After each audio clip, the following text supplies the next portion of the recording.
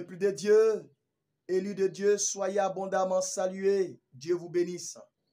Je suis très heureux de partager la méditation de la parole de Dieu avec vous. Soyez abondamment bénis. La méditation de ce jour a une grande portée spirituelle dans le combat spirituel. Frère, ma sœur, il te faut cet enseignement pour pouvoir mieux t'outiller dans le combat spirituel.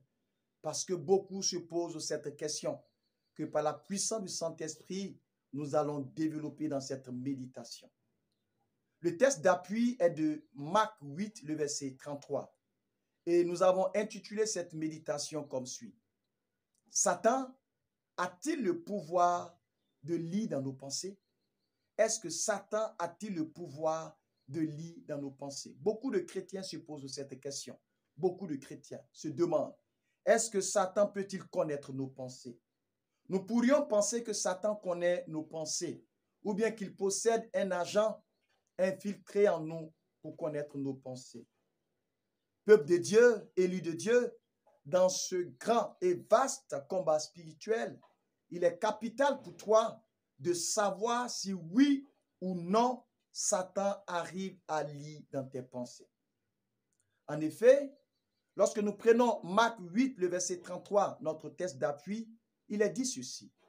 Mais Jésus, se retournant et regardant ses disciples, réprimanda Pierre et dit, « Passe derrière moi, Satan, tu ne penses pas comme Dieu, mais de façon toute humaine. » Alors, Satan a-t-il le pouvoir ou la capacité de lire dans nos pensées? Qu'est-ce que la Bible dit à ce sujet? D'abord, on voit que Dieu lui-même possède ce pouvoir divin de connaître, de lire dans nos pensées.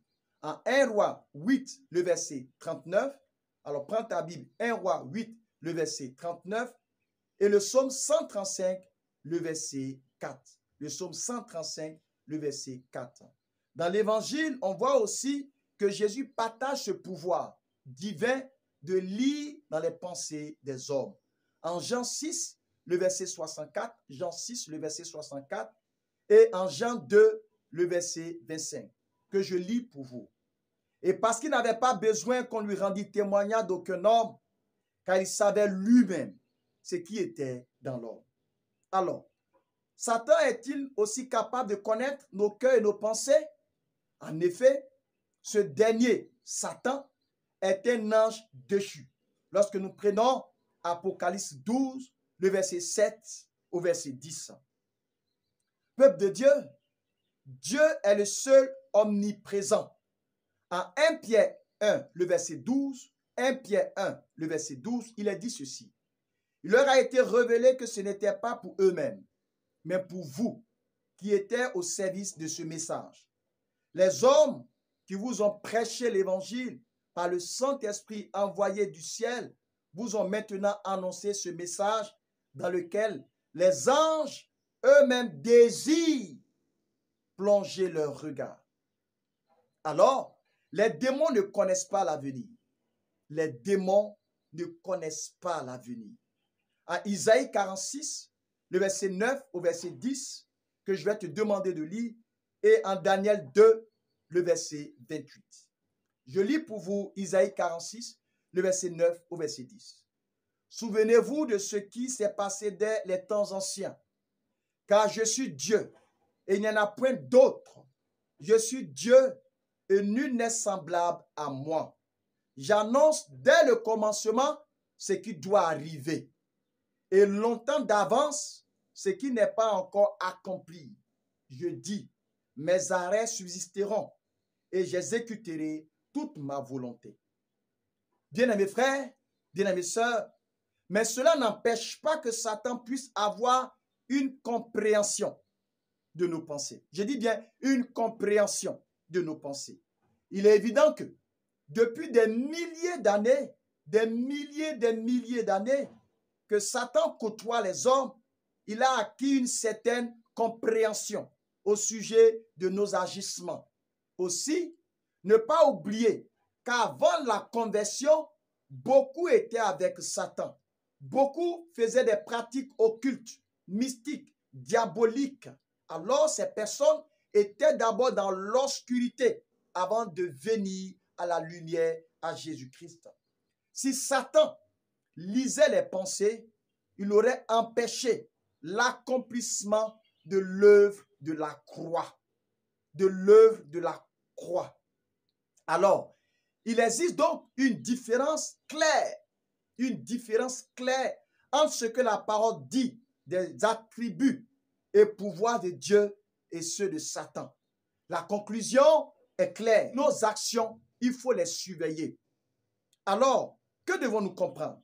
La parole de Dieu nous demande de veiller sur nous-mêmes pour ne donner aucune indication au diable, mais de témoigner de la nature de Jésus dans la société comme les influenceurs impactent la population. Satan n'a pas attendu les réseaux sociaux pour influencer le monde. Non, il n'a pas attendu cela. L'exemple est clair dans le jardin d'Éden, l'exemple d'Ève. À la lecture de la Bible, il n'y a pas beaucoup de conversations entre Satan et les croyants.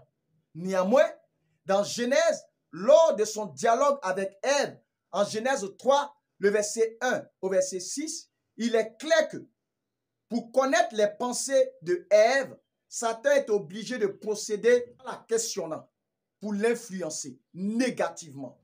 Ève a pris une décision en fonction de l'influence qui s'est produite sur ses pensées.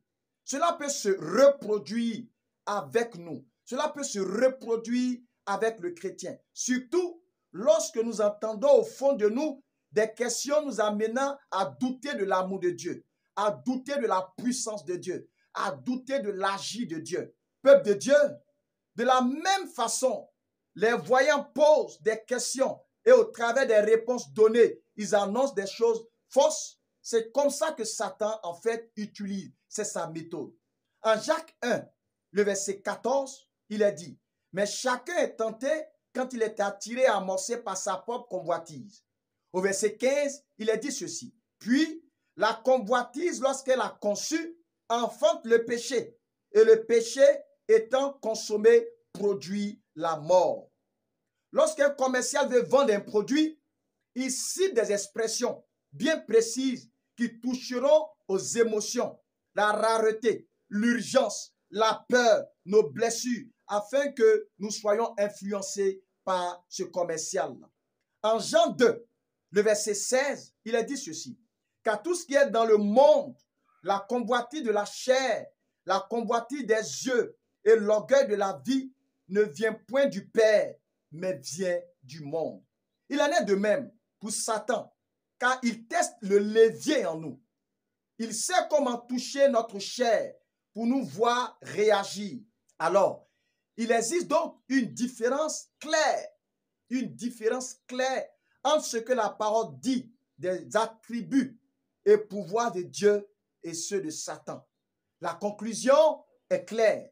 Il n'existe aucune télépathie entre Satan et nous. Aucune télépathie entre Satan et nous. Subir une influence, une suggestion ou conditionner pour contrôler nos pensées n'est pas synonyme de connaître nos pensées.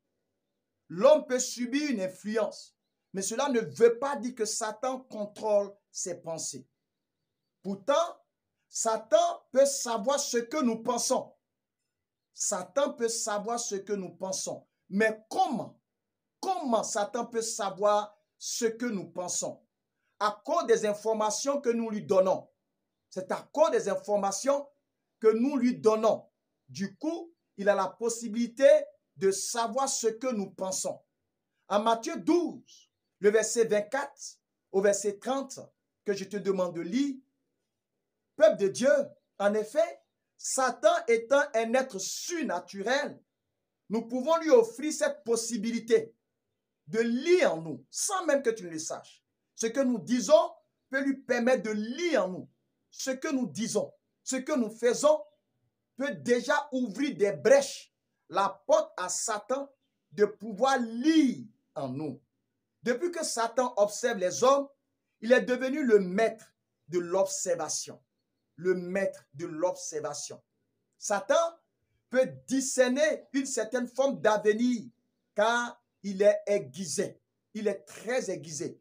C'est une certaine forme d'avenir, mais ce n'est pas l'avenir. Surveillons donc nos bouches et nos actions. Surveillons nos paroles. Ce qui sort de nos bouches, nos actions, il faut les surveiller. Alors, que devons-nous comprendre? La parole de Dieu nous demande de veiller sur nous-mêmes pour ne donner aucune indication au diable, mais de témoigner de la nature de Jésus dans la société comme les influenceurs impactent la population. Satan n'a pas attendu les réseaux sociaux pour influencer le monde. Satan n'a pas attendu les réseaux sociaux pour influencer le monde. Non, il n'a pas attendu cela. L'exemple est clair dans le jardin d'Éden. La pensée est si importante. Si elles sont influencées par le diable, elle finira par se manifester par nos actions. Pour lutter contre ce que Satan fait dans nos pensées, c'est de confesser la parole de Dieu et d'avoir des pensées positives dans la parole de Dieu. Que le diable nous entende confesser des bonnes choses ou la parole de Dieu telle que Jésus est le sauveur et non qu'il nous entende dire du mal de nos frères et sœurs. Non, il faut que tu arrives à confesser, il faut que tu arrives à proclamer la parole de Dieu dans ta vie. Aujourd'hui, beaucoup n'arrivent pas à dormir. Ils ont l'insomnie parce qu'ils sont traumatisés par des idées qui ne confessent pas le nom de Dieu. La pensée s'est obscurcie. Alors, ils n'arrivent pas à pouvoir même se reposer. Écoute-moi, confesse le nom de Dieu et tu verras que la puissance de la grâce de Dieu va contrôler désormais tes pensées. En 2 Corinthiens 10, le verset 5, il a dit ceci. Nous renversons les raisonnements de toute hauteur qui s'élèvent contre la connaissance de Dieu et nous amenons toute pensée captive à l'obéissance de Christ. Soyons rassurés. Soumettez-vous donc à Dieu. Résistez au diable. Il fuira loin de vous. Nous dit Jacques 4, le verset 7. N'ayons plus cette crainte, frères et sœurs. Rien dans la parole ne nous dit que le diable peut connaître nos pensées. Même si nous pouvons être prévisibles, c'est de donner notre vie et de demander au Seigneur de pouvoir lui-même contrôler nos pensées. Consolons-nous, car nous savons en qui nous avons mis notre confiance. Soyons donc rassurés, mais veillons sur nos attitudes, veillons sur nos paroles, et nous verrons qu'il n'y a que Dieu seul qui peut contrôler nos pensées. Il n'y a que Dieu seul qui peut lire nos pensées. Dieu te bénisse, peuple de Dieu. Dieu te bénisse, élu de Dieu. Que la puissance de Dieu t'accompagne. Que la puissance de Dieu t'aide. Que la puissance de Dieu protège tes pensées désormais. Confesse le nom de Jésus. Confesse chaque jour le nom de Jésus. À haute voix, prie-le et tu verras que Satan ne contrôlera plus jamais tes pensées.